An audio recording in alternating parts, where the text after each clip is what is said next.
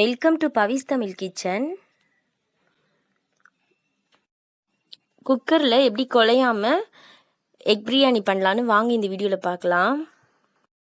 நம்ம சேனலை சப்ஸ்கிரைப் பண்ணாதவங்க சப்ஸ்கிரைப் பண்ணிடுங்க. பக்கத்தில் உள்ள பெல் ஐக்கானை கிளிக் பண்ணுங்கள். எக் பிரியாணி செய்கிறதுக்கு 4 முட்டையை வேக வச்சு எடுத்திருக்கேன். ஸ்டவ் ஆன் பண்ணிவிட்டு ஒரு கடாய் வச்சுக்கலாம். 1 ஸ்பூன் ஆயில் சேர்த்துக்கலாம். 1 ஸ்பூன் தனி மிளகாத்தூள் சேர்த்துக்கலாம். 1/2 ஸ்பூன் மஞ்சத்தூள் சேர்த்து எல்லாத்தையும் நல்லா மிக்ஸ் பண்ணி விட்டுடலாம். ஸ்டவ்வை சிம்மில் வச்சுட்டு மிக்ஸ் பண்ணி விடுங்க, இல்லைன்னா மசாலாலாம் கருகிரும்.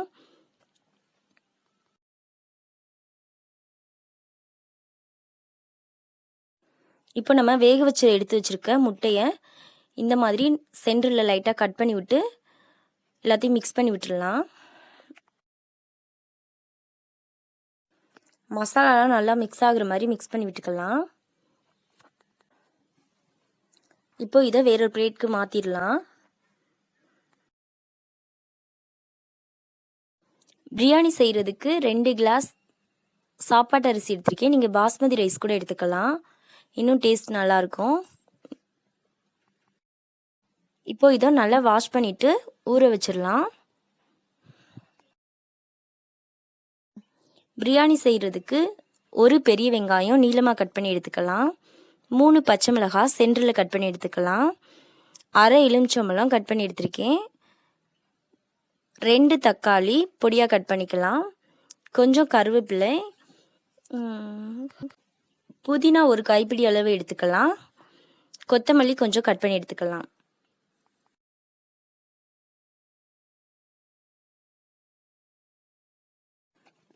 இப்போ ஸ்டவ் ஆன் பண்ணிவிட்டு ஒரு குக்கர் வச்சுக்கலாம். 3 ஸ்பூன் ஆயில் சேர்த்துக்கலாம். நீங்கள் நெய் கூட சேர்த்துக்கலாம், இன்னும் டேஸ்ட் நல்லாயிருக்கும்.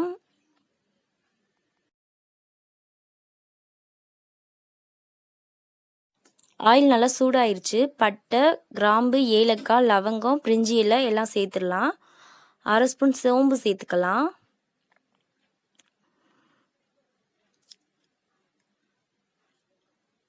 கருவேப்பிலை, புதினா சேர்த்து நல்லா வதக்கி விட்டுடலாம்.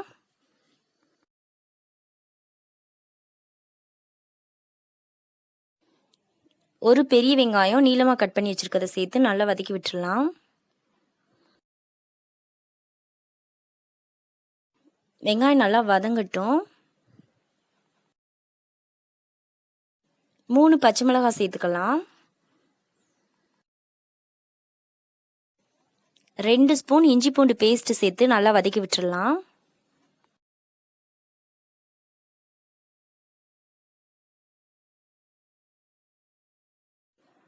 எல்லாம் நல்லா வதங்கிடுச்சு. ஒரு தக்காளி பொடியாக கட் பண்ணி சேர்த்துக்கலாம்.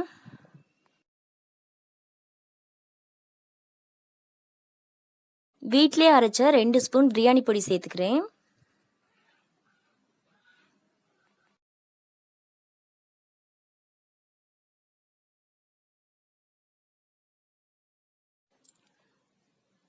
ஒரு ஸ்பூன் தனி மிளகாத்தூள் சேர்த்துக்கலாம்.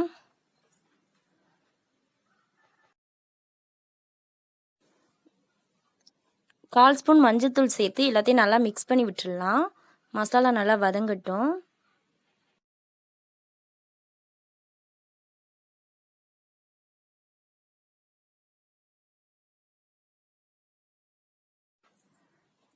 எல்லாம் நல்லா வதங்கிடுச்சு. இப்போ நம்ம ஊற வச்சிருக்க அரிசியை சேர்த்துக்கலாம்.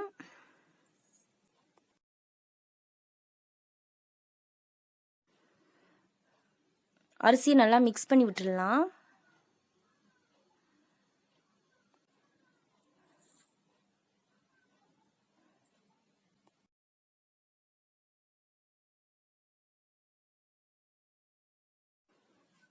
ரெண்டு கிளாஸ் அரிசிக்கு 4 கிளாஸ் தண்ணி சேர்த்துக்கலாம்.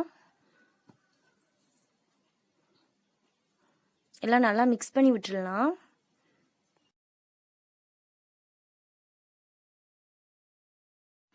அரை எலுமிச்சம்பழத்தை இந்த மாதிரி நல்லா பிழிஞ்சு விட்டுடலாம். தேவையான அளவு உப்பு சேர்த்து எல்லாத்தையும் நல்லா மிக்ஸ் பண்ணி விட்டுடலாம்.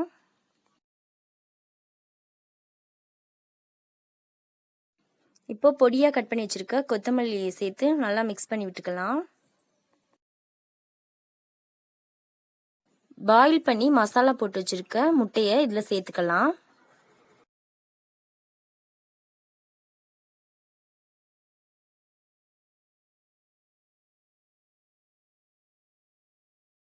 குக்கரை க்ளோஸ் பண்ணி 3 விசில் வச்சு ஸ்டவ் ஆஃப் பண்ணிடலாம். இப்போ பாருங்கள், நம்ம ஓப்பன் பண்ணி பார்க்கலாம். நமக்கு டேஸ்டியான உதிரி உதிரியாக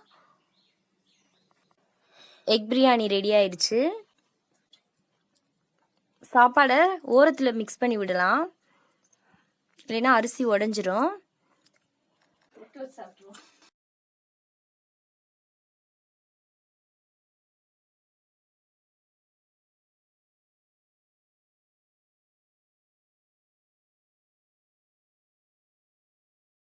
நம்ம சேனலை சப்ஸ்கிரைப் பண்ணாதவங்க சப்ஸ்கிரைப் பண்ணிடுங்க. பக்கத்தில் உள்ள பெல் ஐக்கானை கிளிக் பண்ணுங்கள்.